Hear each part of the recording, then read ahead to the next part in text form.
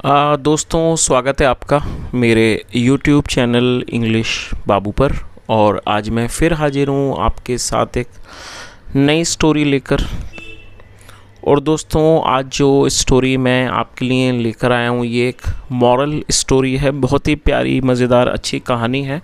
कहानी सुनने में आपको मज़ा आएगा। उसके अलावा दोस्तों, आज की इस स्टोरी में आपको कुछ नए इंग्लिश के वर्ड मीनिंग सीखने को मिलेंगे, उनकी करेक्ट प्रोनाउंसिएशन के बारे में पता चलेगा। और हमेशा की तरह जो इसका ग्रामर का पार्ट है उसे बिल्कुल डिटेल में कवर करेंगे, तो एक एक स्ट्रक्चर को आप बड़ी आसानी से सीख पाएंगे। तो चलिए दोस्तों, आज की इस कहानी को हम शुरू करते हैं। और सबसे पहले कहानी का टाइटल देखते हैं। कहानी का टाइटल है 5 और 6, 5 या 6। तो दोस्तों, ये आज की इस कहानी का टाइटल है, शीर्षक है। और अब मैं इसे पढ़ना शुरू करता हूँ। आप लोगों से रिक्वेस्ट है कि आप कहानी को बिल्कुल ध्यान से सुने। और यदि आज की कहानी में आपको कोई भी नया शब्द या फिर नया स्ट्रक्चर मिले तो आप उसे नोट करें। और यदि कहानी अच्छी लगे तो लाइक भी ज़रूर करें। तो चलिए इसको शुरू करते हैं। Tenali Raman had a friend, Tirumala, who owned an inn at Hampi. क्या मतलब हुआ? Tenali Raman had a friend. दोस्तों, ये जो वाक्य है ये एक पास्ट का पजेसिव वाक्य है। पास्ट पजेसिव का मतलब होता है जब हम पास्ट में कोई ऐसा वाक्य बनाएं जहां पर हम ये दर्शाते हैं कि पास्ट में किसी व्यक्ति के पास कुछ था, तो ऐसे वाक्यों को पास्ट पजेसिव का वाक्य कहा जाता है। और ऐसे वाक्यों में हैड का इस्तेमाल हेल्पिंग वर्ब के रूप में किया जाता है। Tenali Raman had a friend. Tenali Raman का एक दोस्त था। Tirumala who owned an inn at Hampi. दोस्तों, ये जो वाक्य है ये पास्ट इंडेफिनिट का अफर्मेटिव वाक्य है। और पास्ट इंडेफिनिट में जब हम कोई अफर्मेटिव का वाक्य बनाते हैं तो सेकंड फॉर्म का यूज़ किया जाता है। ऑन का मतलब होता है किसी चीज़ पर अधिकार होना, किसी चीज़ का मालिक होना, और ये सेकंड फॉर्म है। और दोस्तों, हु एक रिलेटिव प्रोनाउन है। जब हम किसी व्यक्ति का कोई रेफरेंस देते हैं तो हु का यूज़ किया जाता है। हु ओन्ड एन इन। और दोस्तों, आप इसे नोट कर लीजिए, INN। इनका मतलब देखिए क्या होता है, कोई सराय, धर्मशाला या फिर कोई विश्राम करने के लिए कोई स्थान जो जहाँ पर कोई छोटी मोटी सुविधाएं भी प्रदान की जाती हैं, ऐसे स्थान को इन कहा जाता है। तो क्या अर्थ हुआ? Tenali Raman had a friend. Tenali Raman का एक दोस्त था Tirumala, who owned an inn at Hampi, जिसका हम्पी में एक सराय था। He had inherited it from his father। दोस्तों, ये जो वाक्य है इस वाक्य में had के साथ वर्ब की थर्ड फॉर्म लगाई गई है। तो ये पास्ट परफेक्ट का वाक्य है। पास्ट परफेक्ट का मतलब होता है पास्ट में किसी क्रिया का पूरा होना पाया जाना। और ऐसे वाक्यों में had के साथ वर्ब की थर्ड फॉर्म लगाई जाती है। उसके अलावा दोस्तों, ये जो शब्द है इसकी INHERIT, इनहेरिट, ये वर्ब है जिसका मतलब होता है किसी चीज़ का विरासत में प्राप्त होना पुरखों से, या फिर इसे कह सकते हैं कोई विरासत में कोई चीज़ मिलना, किसी से कोई भी विशेषकर संपत्ति, धन वगैरह, उसे इनहेरिट कहा जाता है। और ये थर्ड फॉर्म है इसकी, इनहेरिटेड। तो क्या अर्थ हुआ? He had inherited it from his father. उसे अपने पिता से ये विरासत में मिला था। It was called Deccan Sorium. It was called. और दोस्तों, ये जो वाक्य है ये सिंपल पास्ट का वाक्य है जहाँ पर वॉज या वर्ब का इस्तेमाल। सॉरी, ये जो वाक्य है ये पास्ट इंडेफिनिट का पैसिव वॉइस का वाक्य है। जब हम पास्ट इंडेफिनिट में कोई पैसिव का वाक्य बनाएंगे तो वहाँ वॉज वर्ब का हेल्पिंग वर्ब के रूप में प्रयोग किया जाएगा, साथ में वर्ब की थर्ड फॉर्म लगाई जाती है। It was called Deccan Sorium. उसे डेक्कन सोरियम पुकारा जाता था। Tirumala was having trouble because the inn was not making enough money। Tirumala was having trouble। और दोस्तों, ये जो वाक्य है ये पास्ट कॉन्टिन्यूस का वाक्य है। ऐसे वाक्य जहाँ पर रहाता रही थी वाक्य की टेल पर होते हैं, ऐसे वाक्यों में वॉज या फिर वर्ब का इस्तेमाल किया जाता है हेल्पिंग वर्ब के रूप में, साथ में वर्ब की फोर्थ फॉर्म लगाई जाती है। हैविंग ट्रबल का मतलब होता है कोई परेशानी का सामना करना, कुछ संकट उठाना। Tirumala was having trouble. Tirumala को परेशानी हो रही थी। बिकॉज, क्योंकि the inn was not making enough money. क्योंकि जो इन था मतलब ये जो सराय था was not making enough money, उस वहाँ से ज़्यादा पैसे नहीं बन रहे थे। He was always struggling to make both ends meet. और वह हमेशा ही वॉज ऑलवेज स्ट्रगलिंग मतलब वो हमेशा ही संघर्ष करता था to make both ends meet, मतलब दो समय का भोजन के लिए वो उसे संघर्ष करना पड़ता था।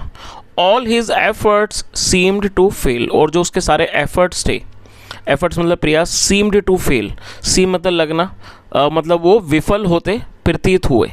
चलिए आगे देखिए।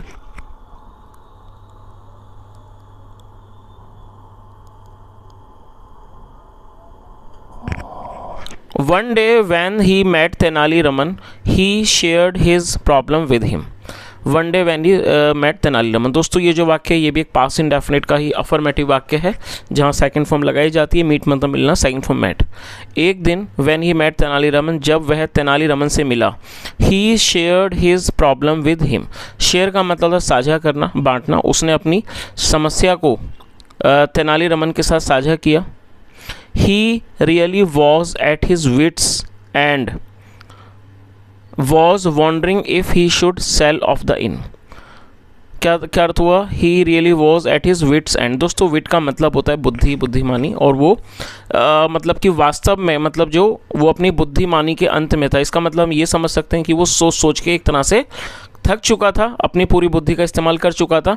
एंड वॉज वॉन्डरिंग, और वो सोच रहा था, if he should sell of the in, कि क्या उसको ये जो इन है, मतलब ये जो सराय है, क्या ये क्या उसे ये बेच देना चाहिए। सेल ऑफ का मतलब बेच देना। The thought of selling it, और ये जो विचार था ऑफ सेलिंग इट, उसको बेचने का, मेड हिम मिजरेबल, उसने उसको दयनीय बना दिया। और दोस्तों मिजरेबल का मतलब था दयनीय। तो जो व्यक्ति था वो काफ़ी सोच सोच के मतलब थक चुका था और वो सोच रहा था कि क्या उसे इस सराय को बेच देना चाहिए, और इसका ये जो विचार था उसको मिजरेबल मतलब कि दयनीय बना रहा था, बना दिया। Tenali Raman listen to him patiently. Patiently का मतलब होता है धैर्य से। ये एडवर्ब है। एडवर्ब का मतलब होता है ऐसा शब्द जो किसी वर्ब की विशेषता के बारे में बताए। तेनाली रमन ने उसे उसकी बात को ध्यान से सुना, धैर्य से सुना। नो नहीं,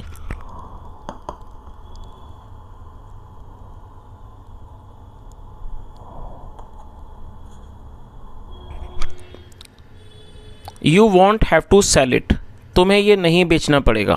but how can I keep it, लेकिन मैं इसे कैसे रख सकता हूँ। एंड मेक अ लिविंग, और कैसे अपनी, मेक अ लिविंग का मतलब था आजीविका, और अपनी आजीविका कैसे कमा सकता हूँ। वंडर त्रिमुला, जो त्रिमुला था उसने आश्चर्य किया। वंडर का मतलब किसी बारे में आश्चर्य व्यक्त करना। Change the name of your inn then it will do well, तो उन्होंने क्या कहा, change the name of your inn, अपनी सराय का नाम बदलो, then it will do well, फिर ये अच्छा करेगा। नो नो नहीं नहीं, प्रोटेस्टेड तिरुमुला, प्रोटेस्ट का मतलब विरोध करना, तिरुमुला ने इस बात का विरोध किया। This name has been there for, this name has been there for years, उसने क्या कहा कि ये नाम कई सालों से है। My father and his father before him, मतलब मेरे पिता, and his father before him, और उनके पिता से पहले। All used the same name for it, और उन सब ने यही नाम, इसी नाम का इस्तेमाल किया। How can it be changed, इसे कैसे बदला जा सकता है। आगे देखिए।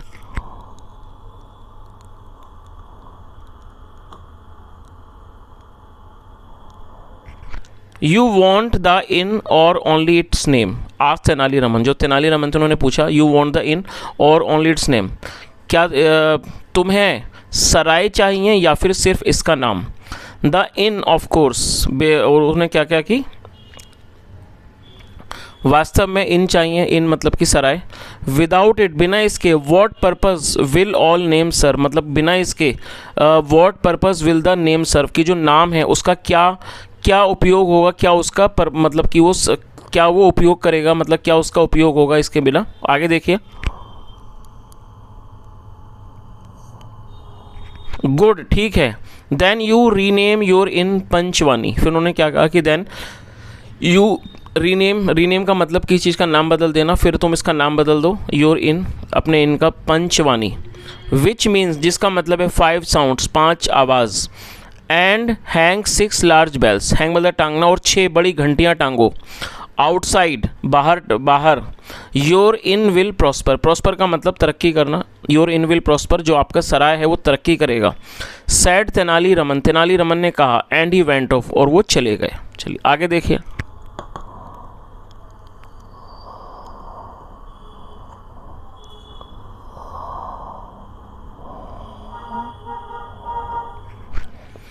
5 साउंड्स एंड 6 बेल्स, 5 आवाज़ें और 6 घंटियाँ। वंडर्ड त्रिमुला, जो त्रिमुला था उसने मतलब कि आश्चर्य किया। This does not make any sense, और ये जो चीज़ है does not make any sense मतलब ये कोई भी मतलब कि बुद्धि नहीं बनाती है, इसमें कोई भी बुद्धिमानी नहीं है। दो he was thoroughly puzzled by this funny advice, और वो पूरी तरह से पजल्ड हो गया। पजल्ड का मतलब भ्रमित हो गया। बाय दिस फनी एडवाइस मतलब ये जो हास्यपद सलाह थी इस बात पर। येट तिरुमला डिसाइडेड, येट मतलब फिर भी तिरुमला ने फैसला किया टू फॉलो इट, इसको मानने का। फॉलो करने का मतलब मानना।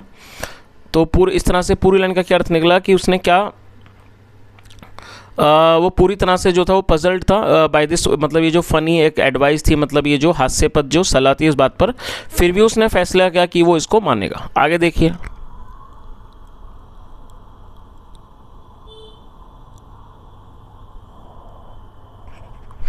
The next day people passing through the market, और जो अगले दिन जो लोग थे, people passing through the market, जो बाजार से होकर जा रहे थे। पास थ्रू का मतलब होकर गुजरना, जो बाजार से होकर गुजर रहे थे।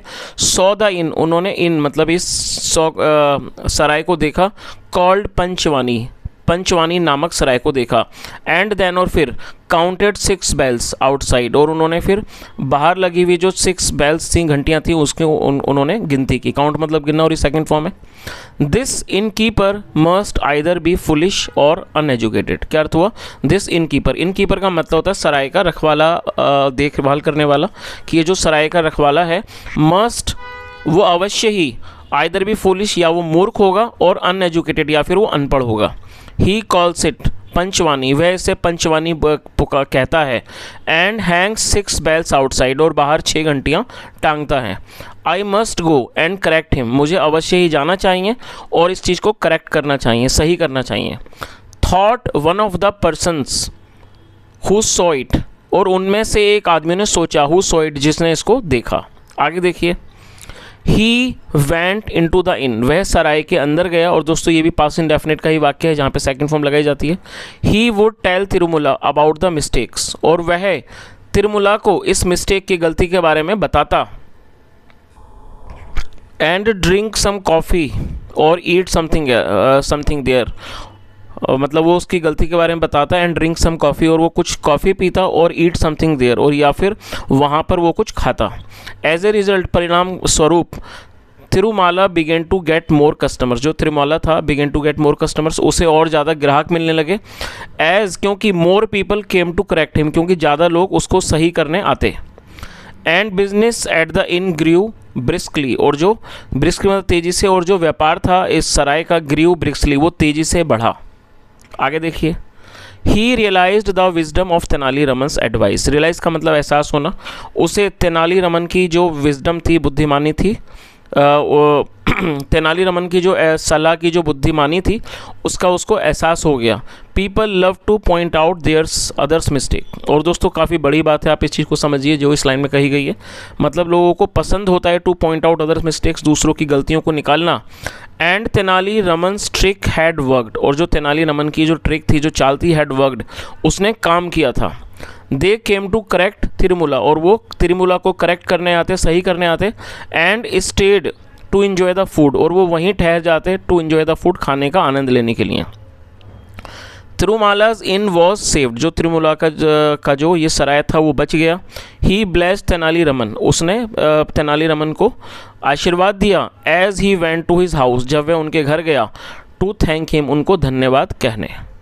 चलिए, तो दोस्तों इस तरह से ये छोटी सी कहानी यहीं ख़त्म होती है। और जैसा हमने कहानी के अंदर देखा कि जो तेनाली रमन थे वो इस बात को जानते थे कि लोगों की ये आदत है दूसरों की कमियां निकालने की, और उन्होंने इसी बात को एक आधार मानते हुए उन्होंने ये जो इसका सराय था, उसके सराय को के व्यापार को बढ़ाने में इसी आइडिया का उन्होंने सहारा लिया। उन्होंने 6 घंटियाँ बांधी, उसका नाम रखा पंचवानी, क्योंकि वो जानते थे कि लोगों को पसंद होता है दूसरों की कमियां निकालना, जिसकी और ये जो ट्रिक थी उसने काम किया, और जो उनके जो फ्रेंड का जो सराय था वो अच्छा चलने लगा। तो दोस्तों इससे यही पता लगता है कि यदि हम किसी भी तरह के मान लीजिए संकट में, परेशानी में हैं, तो हमें बुद्धिमानी से काम लेना चाहिए।